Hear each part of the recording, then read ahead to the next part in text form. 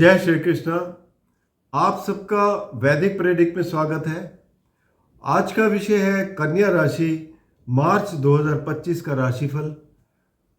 और जो मैं पहली तारीख को जो ग्रहों की स्थिति है उसका चार्ट दिखा रहा हूँ, साइड में आप देख सकते हैं। इस महीने जो बदलाव होने हैं वो कुछ इस प्रकार हैं।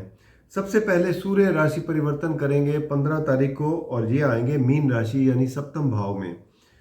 और बाकी ग्रहों की स्थिति में जो बदलाव है, शनिदेव 29 तारीख को राशि परिवर्तन करेंगे और ये भी मीन राशि में आएंगे और 6 ग्रहों का योग बनेगा यहाँ पर 30 तारीख को मीन राशि में। साथ ही में शनिदेव अस्त भी हो रहे हैं पहली तारीख से, क्योंकि सूर्य के नज़दीक हैं, डिग्रीज के नज़दीक हैं। और बुध ग्रह जो कि मीन राशि में नीच राशि में गोचर कर रहे हैं, ये 15 तारीख को वक्री हो जाएंगे मीन राशि में ही। चंद्र का गोचर शुरू हो रहा है मीन राशि से और 2.25 दिन में राशि परिवर्तन करते हैं, तो ये वापस घूमते हुए 30 तारीख को मीन राशि में ही फिर से होंगे। तो ये स्थिति है। और मंगल 10वें घर में बैठे हैं, बाकी सभी ग्रह जहाँ पर बैठे हैं वहीं रहेंगे। गुरु जैसे नवम भाव में है और राहु और शुक्र जो है वो मीन राशि में बैठे हैं। ये है ग्रहों की स्थिति। इसके अलावा दो बड़ी इवेंट है। एक तो ये कि 14 तारीख को चंद्र ग्रहण है, पूर्ण चंद्र ग्रहण है, लेकिन भारत में नहीं दिखाई देगा, इसलिए इसका सूतक भी नहीं है। और 29 तारीख को सूर्य ग्रहण है और इसका भी क्योंकि आंशिक है और ये भी भारत में नहीं दिखाई देगा, इसलिए इसका कोई सूतक नहीं है। और 30 तारीख को चैत्र शुक्ल प्रतिपदा है, जिसको हम हिंदू कैलेंडर में नव वर्ष भी मानते हैं। तो इस साल जो नव वर्ष शुरू होगा 2082 शुरू होगा और उसके ऊपर एक अलग वीडियो बनाएंगे। और इसी दिन नवरात्रे भी शुरू होते हैं, तो बहुत ही शुभ दिन माना जाता है ये। तो ये है इस महीने की जो टोटल जो गतिविधियां हैं। इससे पहले कि मैं पूरा विवरण शुरू करूं कन्या राशि का, आपसे रिक्वेस्ट है कि अगर आप जो लोग नए ज्वाइन किए हैं और सब्सक्राइब नहीं किया, कृपया सब्सक्राइब करके बेल आइकन ज़रूर दबा दें ताकि आने वाली वीडियो की नोटिफिकेशन मिल जाए। और अगर आपको वीडियो पसंद आए तो आप इसे लाइक करें, शेयर करें ताकि दूसरे भी इसका लाभ उठा सकें। कोई भी कमेंट हो, कोई भी सुझाव हो, ज़रूर लिख भेजिए कमेंट बॉक्स में, आपको इसका उत्तर ज़रूर मिलेगा।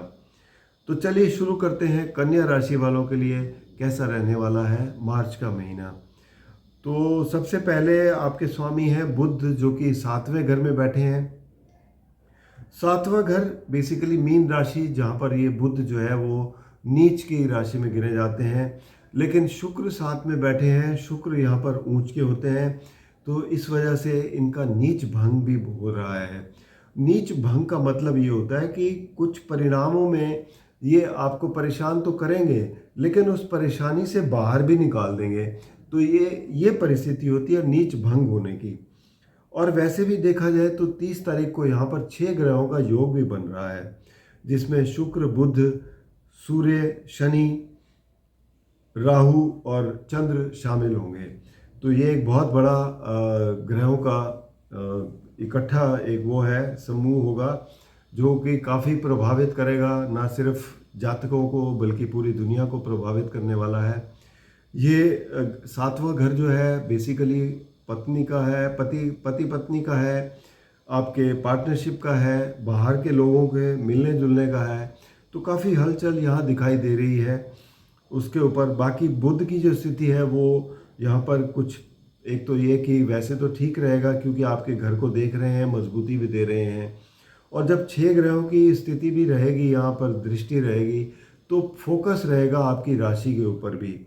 तो आपको भी थोड़ा सा सतर्क रहने के, हालात को देख कर सोच समझ कर चलने की ज़रूरत पड़ेगी। बाकी जो भी परिस्थितियाँ बनेगी उसके हिसाब से आपको थोड़ा सा अपने आप को तैयार रखना पड़ेगा।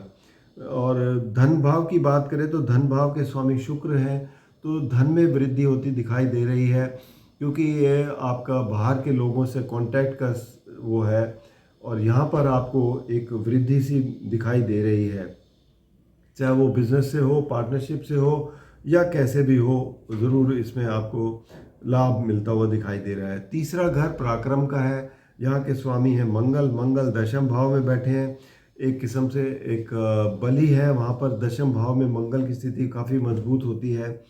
और तीसरे घर में बैठकर ये आपका पराक्रम बढ़ाएंगे, उसमें आप काम करने की क्षमता आपकी काफ़ी अच्छी बढ़ेगी। ऐसे ही भाई बहनों के साथ संबंध भी आपके ठीक रहेंगे।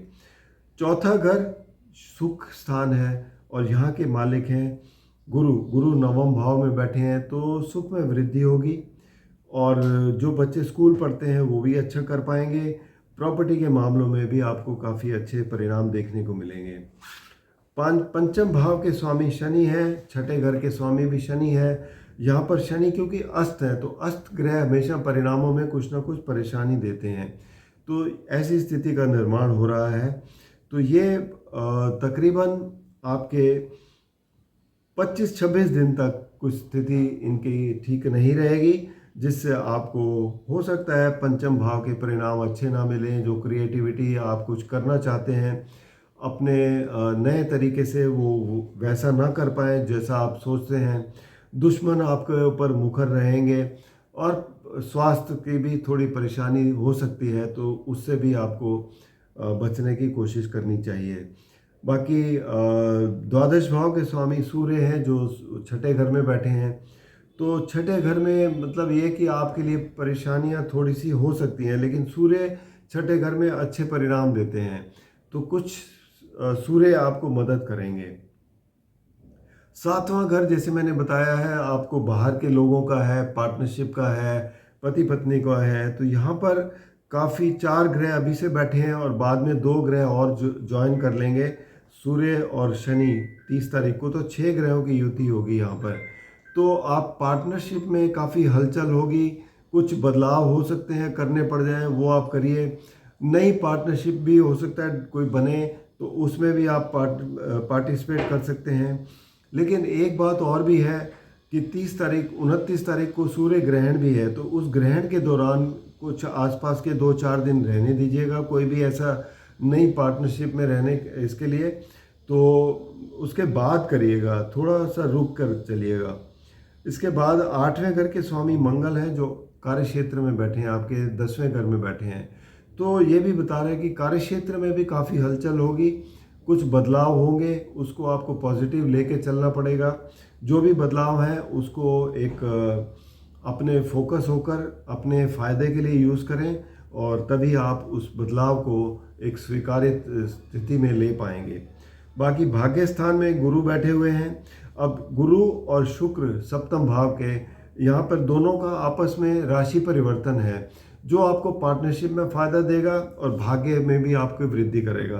तो ये दोनों का परस्पर जो परिवर्तन है ये आपके लिए एक फ़ायदे वाली चीज़ है, एक बहुत ही अच्छा योग बनता है इसमें, जिससे आपको लाभ ही मिलता है। कार्य क्षेत्र के स्वामी बुध हैं, बुध नीच राशि में बैठे हैं सप्तम भाव में, तो थोड़ा बहुत आप यहाँ पर सतर्क होकर चलें। कार्य क्षेत्र में अपने कामों पर फोकस रख के चलेंगे तो आपको उसमें ज़्यादा नुकसान की स्थिति नहीं बनेगी। बाकी एकादश भाव के स्वामी चंद्र भी अपना गोचर सप्तम भाव से शुरू कर रहे हैं, ये परेशानी करते हैं थोड़ा सा 8वें और 12वें घर में। बाकी कोई परेशानी नहीं है, जहाँ भी जाएंगे आपको लाभ देते हुए दिखाई देंगे।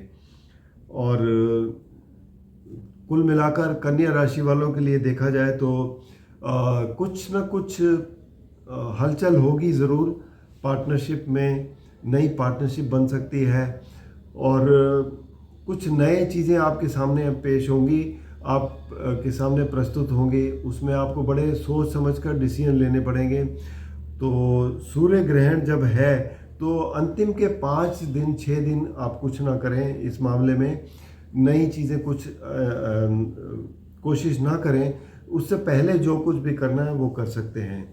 तो ये स्थिति बनती हुई दिखाई दे रही है। ओवरऑल देखा जाए तो कन्या राशि वालों के लिए कोई बहुत बुरा वो नहीं है, बस इतना ही है कि जो बदलाव आए उसको ज़रा ध्यानपूर्वक देखिए और एक एनालाइज करते हुए, क्योंकि आपकी तो प्रवृत्ति रहती है हर चीज़ को बड़े अच्छी तरीके से एनालाइज करते हैं, तो वो करते हुए चलेंगे तो आपको लाभ मिलेगा।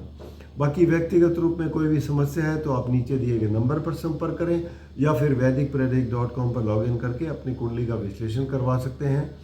और उपाय के तौर पर आप देखिए, वैसे भी नवरात्रे शुरू हो रहे हैं 30 तारीख से, तो उपाय के तौर पर आप छोटी कन्याओं को, 8 वर्ष से छोटी कन्याओं को पूजन करके उनका अगर आप कुछ गिफ्ट वगैरह देते हैं, उनका आशीर्वाद लेते हैं, तो ये आपके लिए बहुत ही अच्छा रहेगा उपाय, जिससे आपको बहुत लाभ मिलेगा।